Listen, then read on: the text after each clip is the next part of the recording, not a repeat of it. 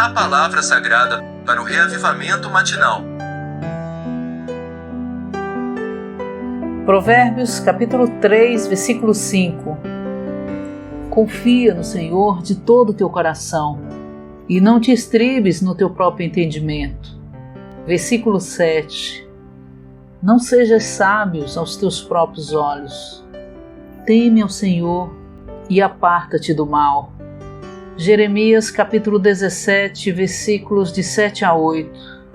Bendito o homem que confia no Senhor e cuja esperança é o Senhor, porque ele é como a árvore plantada que estende as suas raízes para o ribeiro e no ano de sequidão não se perturba nem deixa de dar fruto.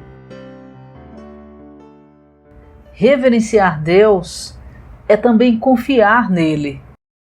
Provérbios capítulo 3, versículos de 5 a 8, ordena que confiemos no Senhor de todo o nosso coração e que não confiemos em nosso próprio entendimento. Devemos reconhecê-lo em todos os nossos caminhos e ele endireitará as nossas veredas. Não devemos ser sábios aos nossos próprios olhos. Devemos temer o Senhor e devemos apartar-nos do mal. Isto será saúde para o nosso corpo e refrigério para os nossos ossos. Em minhas frequentes viagens de avião, muitas vezes Satanás ameaçava-me interiormente, dizendo que meu avião iria cair. Nesses momentos, eu falava com o Senhor dizendo: Senhor, eu não estou num avião, estou em Ti. Tu és o meu avião. Isto é confiar no Senhor. Conforme o capítulo 3, versículo 26 diz, o Senhor será a nossa segurança e Ele guardará nossos pés de serem presos. Toda a palavra de Deus é pura. Ele é um escudo para aqueles que confiam nele. Não devemos acrescentar nada às suas palavras para que não sejamos repreendidos e sejamos achados mentirosos. Não devemos mudar sua palavra, acrescentando-lhe algo segundo o nosso ponto de vista. Leitura de hoje. Segundo a economia de Deus, aquele que confia em Deus é como uma árvore plantada junto à água, que simboliza Deus como a fonte das águas vivas. Uma árvore cresce junto a um rio ao absorver todas as riquezas da água. Essa é uma figura da economia de Deus que é levada a cabo pelo seu dispensar. A fim de receber o dispensar divino, nós, como árvores, temos de absorver Deus como água.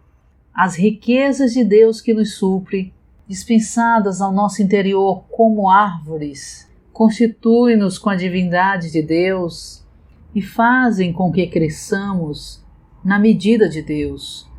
Desse modo, nós e Deus tornamo-nos um, tendo o mesmo elemento, essência, constituição e aparência. Temos de fazer a distinção entre reverência e piedade. O povo de Deus no Antigo Testamento reverenciava-o, mas no Novo Testamento o seu povo tem um viver piedoso.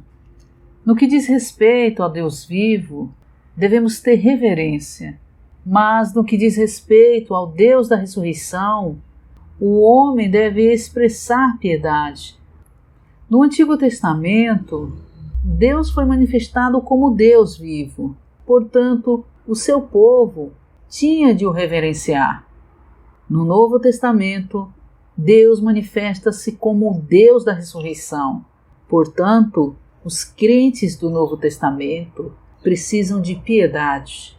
Como povo de Deus no Novo Testamento, precisamos não só de reverência, mas também de piedade. Isso significa que no nosso viver, devemos não só expressar o Deus vivo, mas também o Deus da ressurreição.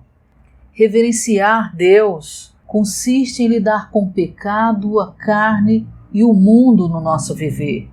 Ser piedoso não consiste apenas em estar livre do pecado, da carne e do mundo, mas consiste em estar mesclado com Deus e em expressar Deus, Alguns crentes reverenciam Deus, mas outros possuem piedade. Esses crentes não exibem pecado à carne ou ao mundo. Pelo contrário, exibem algo misterioso, algo que é tanto homem como Deus. Isso é Deus manifestado no homem. Isso é piedade. O apóstolo Paulo diz: exercita-te para a piedade. 1 Timóteo, capítulo 4, versículo 7. Isso significa que, por um lado, devemos reverenciar Deus e não tocar no pecado, na carne ou no mundo. Por outro lado, devemos seguir Deus e expressá-lo no nosso viver. Se Deus não se move, nós também não o devemos fazer. Devemos mover-nos apenas quando Deus se move. Essa é uma grande lição que temos de aprender muito bem e praticar.